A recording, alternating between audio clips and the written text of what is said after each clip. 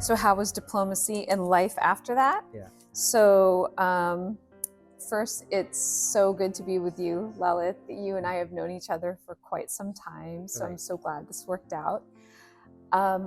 Diplomacy during my service as ambassador to the Kingdom of the Netherlands was incredible. It's a surreal honor to be asked by your country to serve. And when I was asked by President Joe Biden and Vice President Kamala Devi Harris to serve, it was a surreal and incredible gift. So my service, I put my whole heart and soul into it. I was working 90 hours a week, and we can certainly talk about the different things I was doing, but it was the joy and privilege of my professional life. And my time afterwards it has been incredible. I came home on January 19th, 2025, came back to San Francisco, and after a few months of resting and recuperating, I then threw myself back into seeing how I can be helpful in a different kind of diplomacy, which is being a representative of also democracy and talking about the foundational goodness of our country. So that's what I've been doing.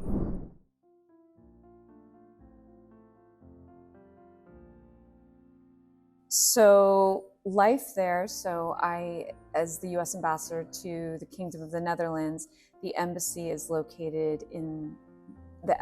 residence is located in The Hague and in Wassenaar, which is a city there. And so my life there was very, as I mentioned, very, very busy, consistently executing upon the work and the priorities of the president who's in office at that point. That was President Joe Biden. And whatever his priorities were, the actual title is Ambassador Extraordinary and Plenipotentiary. Right. Extraordinary means highest ranking US official in that host country, and plenipotentiary means with all the voice and powers in that country as the President of the United States. So the priorities we were primarily working on were continuing the incredible bilateral relationship the United States and the Netherlands has. The Netherlands was the first country to ever acknowledge the United States to be independent. So they have a long, incredible, unbroken diplomatic history. And also there were a lot of priorities in that specific time that I was working on in terms of policy. For instance, I arrived there after the illegal invasion into Ukraine. Right. So I was working on those topics. The ICC is located in The Hague. The ICJ is located in The Hague.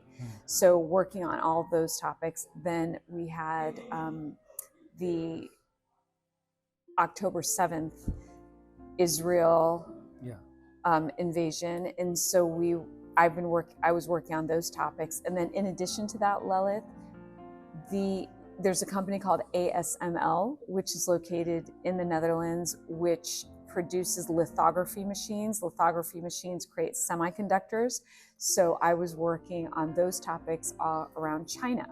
So those are some of the policy topics I was working on, in addition to, again, the day-to-day maintenance of the incredible relationship. And I also was very involved and had made a decision to come in as a diplomat with a learning mindset.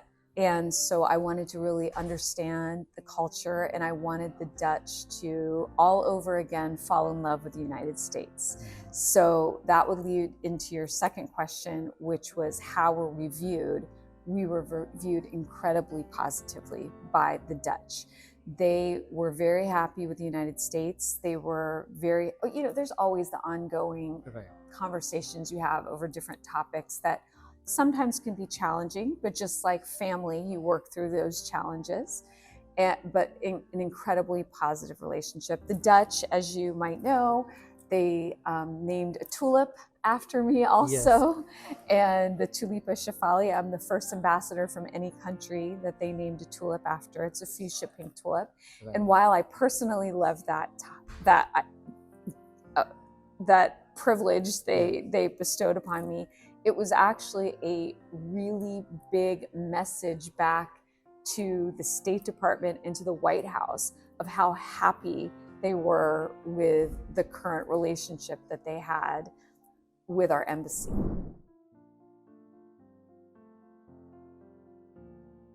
Yes, so I'm actually, as I mentioned, I had taken a few months off just to readjust back into San Francisco and understand the new landscape of what was happening in our country. It was different than what I had been used to. And so I made it a personal priority to reach out to audiences. So I do a lot of speaking engagements. In fact, that's why I'm here in Washington, D.C. I've got 2 of them this week. But speaking engagements to talk about US-EU relations, because that's something that I have knowledge about in terms of foreign policy. So that is my form of diplomacy right now, because I talk about the foundational greatness of the United States, a place that allowed my own story to unfold, Lilith, which is improbable in any other country in the world. Yeah, it cannot be followed. It is very difficult in other places. Right. I'm not saying it's impossible, but in the United States, with hard work, God's grace, miracles do happen. And so I wanted to continue that, spreading that seed of hope and belief, especially with young people, but with all audiences, about what the United States is really all about and what we were born from and how we can continue that type of very positive relationship, both domestically and also internationally. And so that is the form of diplomacy I'm doing now in these US-EU talks that I have.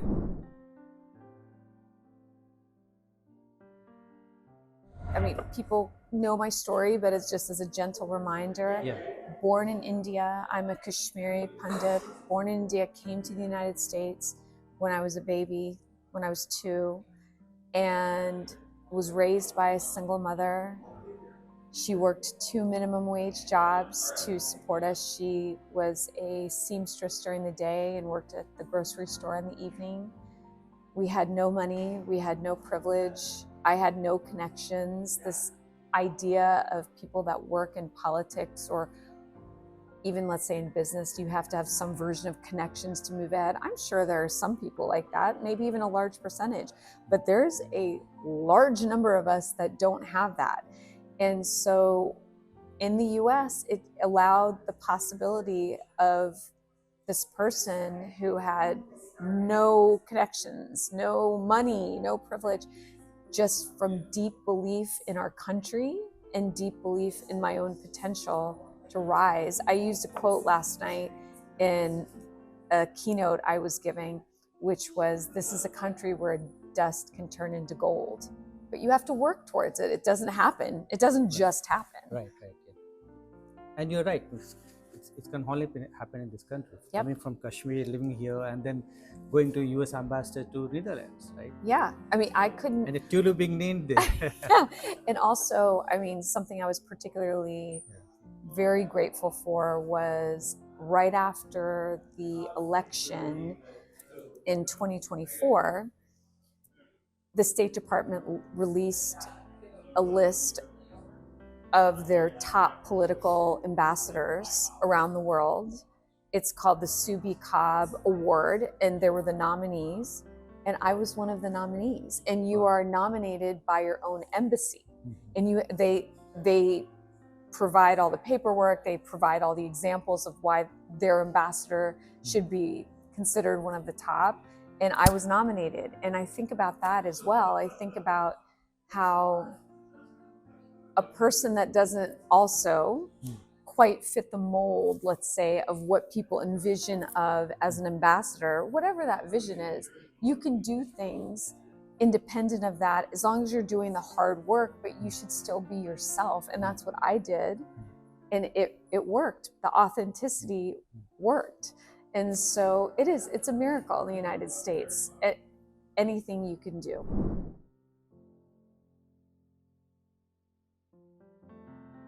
Domestic and foreign in their own vision. So that clearly happened from President Biden to President Trump. So does the world view the United States differently? Well, there have been a lot of things that have happened since the beginning of this administration that very likely would cause the world, different parts of the world, to look at the United States a bit differently. And it also would depend on the topic. But yes, I do believe they do. Some parts of the world may view it positively, and other parts have a bit more of a challenged relationship with the United States. That said, the foundation of the United States is strong. What we can do together as a country, the citizens of this country, is powerful. And I said this last night in the speech, I deeply believe it, that there's not one administration or one president that can change the greatness of this country. It may be altered a bit for a time, but our foundation is strong and we can work back towards that.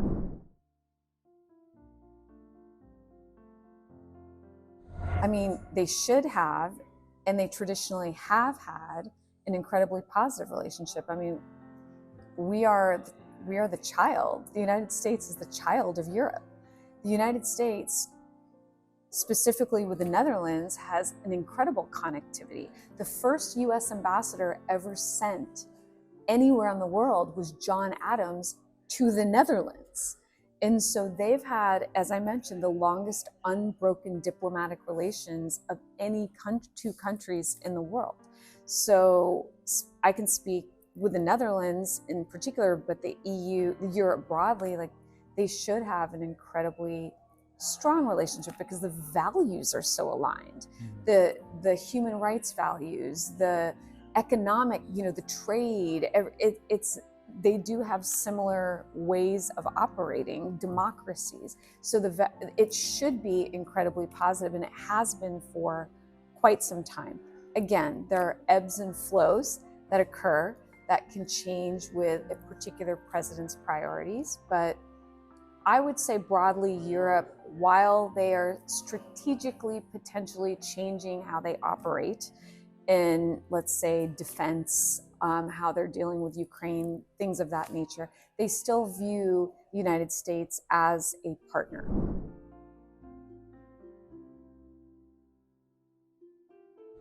Well, my experience was, as I mentioned, with ASML.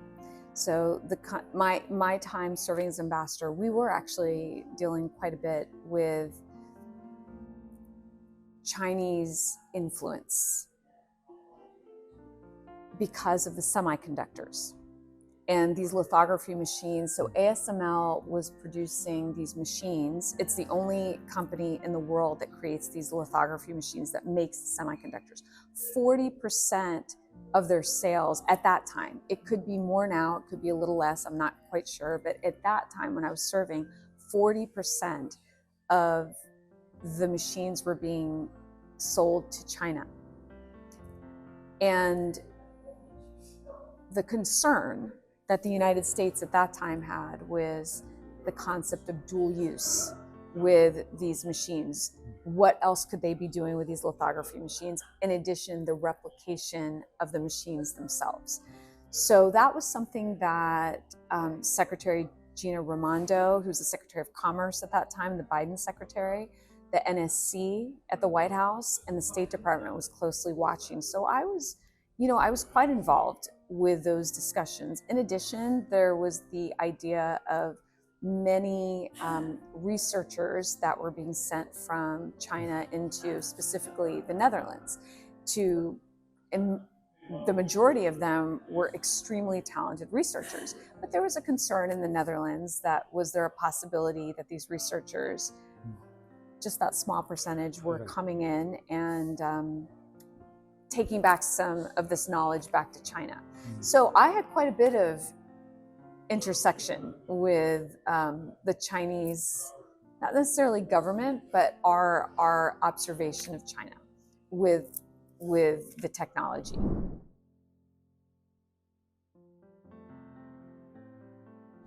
My interaction with the Indian ambassador to the Netherlands was extremely positive. When I first, so before I got there, I actually watched, I am a student by nature. As I mentioned, I was working 90 hours a week because I don't take anything lightly. I think if you're giving me this honor, I'm going to, as we say in the United States, knock it out of the park. I'm going to overwork, overperform, because I represented more than just myself as Shefali. I was representing women of color, people of color. I was the first person of color to go to the Netherlands from the United States. I was representing so many different things beyond myself. So even when I was preparing after I got confirmed by the US Senate, I was preparing to go to the Netherlands to see I'd never met a king or queen in my life. And I was going to be presenting my credentials to the head of state, which in the Netherlands is the king. So I started researching videos of other previous ambassadors who had given their credentials. And I specifically went to the Indian ambassador because I thought this is a person who looks like me. I'd like to see what this is like. And I was so in awe of her. And so I proactively, before I even arrived, I found her contact information and I reached out to her and I said, I'm coming as the US ambassador. I'm born in India. I'm actually born in Hardwar. So I'm Kashmiri Pandit, but I was born in Hardwar and at UP at that time. And I said, I would really like to meet you. I don't have any version, I think you know this already, Lalit, about me. I don't have any version of ego. Like, I'm not thinking like, oh, I'm an ambassador. I shouldn't talk like this. I shouldn't act like this. I thought I'm just a person who wants to learn. And I reached out to her and I said, when I arrive, I would really like to meet you if you're okay with it. And she had already been there at that point, I think, for maybe 6 months or so. So when I arrived, she was her name's Renu. And her pet name is Renu, and that's what I called her. And she was the very, very, very first person to come and visit me. And so I came to the residence where I was staying, and the very next day, she came to see me, and she was giving me her thoughts and guidance. And I was so grateful. And I think she may have been a little surprised how much of a student I was to her, because people can think this is the US ambassador, but I'm in the same position. Like, how can I learn from you? The reason I also did that with Renu is because I have a very strong identity of being Indian. I'm Indian American. I'm a US citizen. I represent my country. I'm very, very Indian on the inside, very Indian. And so when I got there, I wanted to be friends with the person who also looked like me and had many of the same values. And I did ask her if she would mind if I was also engaged with the Indian community in the Netherlands. Because I didn't want to step on any toes, because this is her, population. But I said, would it be okay? And then and she was very okay, because we became truly like sisters. Everybody knew how close Renu and I were. And are still. So we're very close still. And so I did get engaged with the Indian community there appropriately. Like at the Diwali, I spoke at all 3 Diwali celebrations as the US ambassador, but the Indian community loved how much I embraced the culture. And the Indian community in the Netherlands, they have been there actually. The Indian origin people in the Netherlands have been there for quite some time, because if you know, there's the new population that is there from the tech, the tech boom. Yeah. But historically, Indian origin people, they came to Suriname in the 1860s.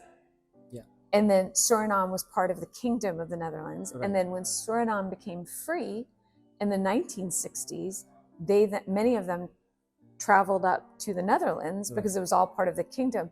And so there are quite a few Indian origin people there, and it was quite something for them to see the US ambassador as an Indian-born person who wasn't running from it. I was embracing it. Right. And so they're seen positively there. They've been there for a long time, but I will tell you, Lalit, they loved that the US ambassador was born in India. They loved it. And so it was a wonderful experience. In the idealistic sense, I mean, they're the two, we've got the oldest democracy we've got the largest democracy in the world, and we've got this huge democracy, which is India, and then we've got the United States. Most powerful democracy. Yeah, and so they should have an incredibly positive relationship. And I believe for many, many administrations, they have strived towards that, because they have, again, although the countries, one has a prime minister and a president, and then the other one has just a president, but they're democracies. And so they should have, on multiple metrics, many things in common, and they should be working hand in hand. That's the extent I would go on that one.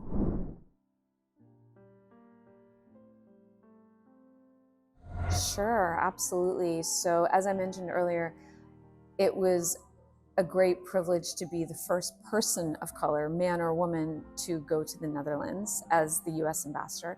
I was also the first Indian origin woman to go to Europe as a US ambassador. That's amazing. What I would say, and that was not my intention, it just happened that way. And it was only after I got confirmed that I made these realizations. I didn't even realize this until afterwards. But certainly I would say as a person of color, but specifically as a woman of color, the fact is I had to work harder. I had to work harder, Lalit, and I work hard anyways. I don't take anything for granted, but if you're the first of anything, being the first person of color in the Netherlands, I was representing more than just me. Right. So I could not make a mistake. And I had to do everything to as near perfection as possible and do it with an incredibly good attitude. So yes, there were higher standards, either subliminally or indirectly put on me, but very purposefully put on myself. So yes, I had to work a lot hard. All diplomats work hard. I do want to say that. They work hard. But as a woman of color, I was very aware I had to work harder. I use this example pretty openly because when I was serving, people of color in the Netherlands, specifically women of color in the Netherlands, and women of color at the State Department were seeking me out, always. And I'm a very open personality, so people knew they could reach me. I was always mentoring both Dutch women and US women. And I would be very open with the idea of a person in this job. A woman has to work twice as hard, no question. A woman of color has to work 4 times as hard. It's just the way it is. Does that mean it's fair? No, it's not fair, but I can't think about fairness right now, Lilith. I have to think about the only way that the second person of color can get there, we know this, is if the first person just does an unmistakably incredible job. And so that's what I carried on me, but it wasn't a burden. It was a privilege, but that was the 90 hours a week. I couldn't make a mistake in any meetings. I had to know everything inside and out. I had to have perfect speeches. I had to look very, professional and appealing at all times. So yes, there was more to it, but I will tell you something that made it, well, serving my country made it all worth it, but something personally is when I would see women of color coming to the embassy to visit either me or visit the embassy, and they would be brought up to meet me quickly. And we had a big wall that I had built with pictures of all the ambassadors. For some reason, it hadn't been built before, but I had it built with all portraits of the ambassadors. So I was the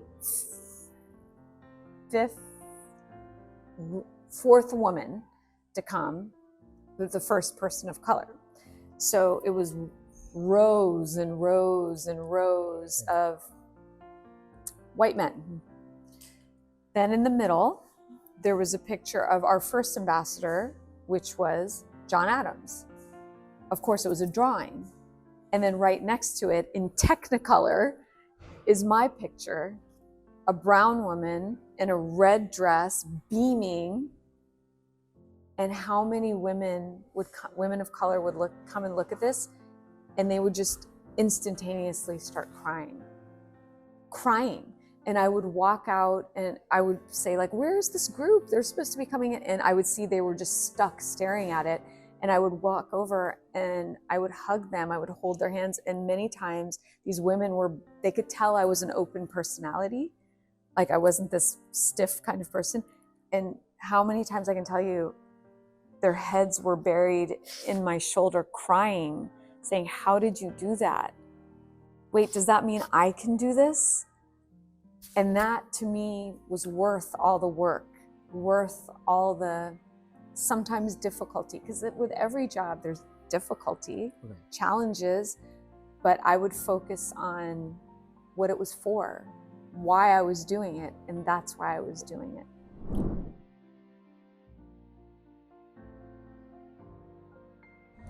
Sure. I mean, of course, there's two ways, certainly. Actually, there's probably multiple ways, but I can think of two ways.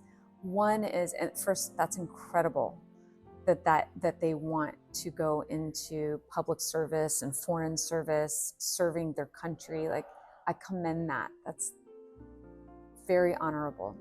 So one way is if they are very focused on, let's say, foreign service, is after college, they apply to join the Foreign Service through the State Department. And there's a Foreign Service exam. I've been told it's extremely difficult. And I can tell you also how, why I'm saying I was told, because I came in another route. And so they would start at the State Department, and many people who start at the State Department, they're starting at like 22, 23, 24, something like that. But whatever age is fine. And then they work their way up. And it is, you work your way up. You first think about what region you're interested in, and then you kind of try, after you pass the Foreign Service exam, you try to focus to be in that region, whether it's South Asia, whether it's South America, whatever the case is. So it does take time. So in the Foreign Service, I'm not saying you have to be an ambassador. There's so much important work to do in the Foreign Service. It can be any level. It could be in the economic division, the political economic division. It could be in any of the services. So that's one way. The other way is the way I did it, which is through the political route, which is you are working for candidates. And that's what I did. I worked in Democratic politics for 17 years. And if that candidate happens to go into a senior position in the Senate or at the White House, whatever the case is, then they often appoint people. That's probably more of a difficult way to do it, and more by chance. So for instance, US ambassadors, traditionally, 70% of them are through the Foreign Service. Right. The way I told you, through the State Department, and only 30% of them are through, they're called political appointments, are the ones that are hand chosen to go and serve. So it's a lower number, but for Foreign Service, that's what I would say. For public service, there's so many ways that a young person can get involved.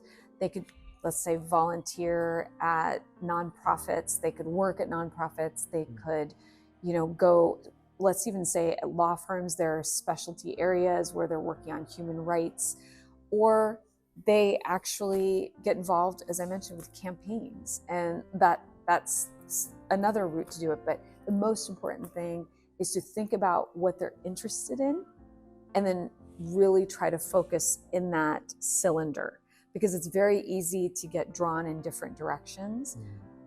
So that's what I would recommend. But I'm just so happy to learn that so many Indian Americans are interested. That makes me very happy. Yeah, you have opened the doors for them. Oh, there have been so many people before me that, Lalit, in different ways, every generation opened doors. For instance, that those first generations that came here, that maybe they would have loved to do these things, but they were leaving India. They felt so responsible for their families, like their well-being, and they were doing jobs maybe that they didn't want to do, but they were doing it so their children could do it. So those parents, those grandparents, those great-grandparents, they opened doors. Every generation is opening a door that gives every younger generation the gift to be able to pursue their passion. So I'm standing on the shoulder of giants that did so much for me. There's a whole generations of Desis that are one generation older than me. They were really knocking down the doors. So I'm so grateful to them. And whatever I can do to be of inspiration for the next generation, that makes me happy, because then they'll do it too. They'll pay it forward as well.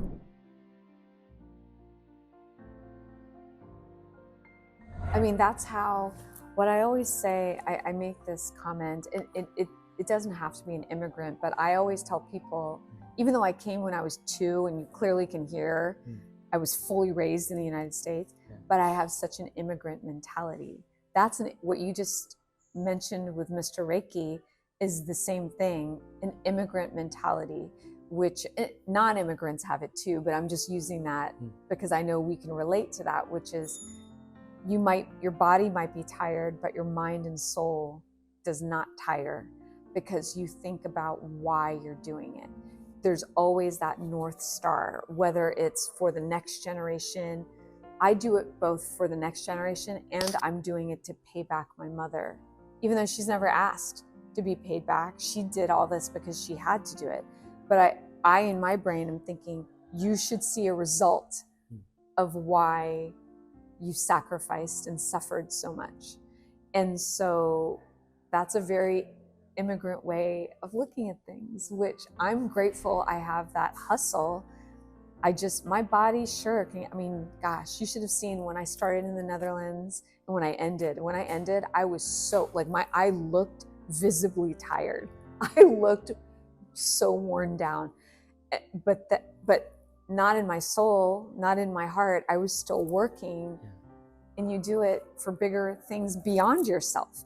People that only work for themselves, in my opinion, this is my philosophy, sure, they might even get far, but there's always a ceiling, because people can always see you if you're only doing things for yourself, very, as we would say, transactionally. Right. Only benefiting yourself, it doesn't go very far, and you're not really contributing to the greater fabric of humanity at that point.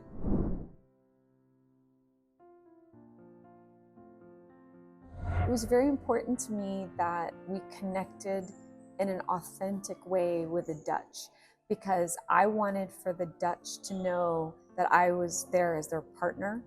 I wasn't coming in like a hammer. I was coming in to do the work, but to learn.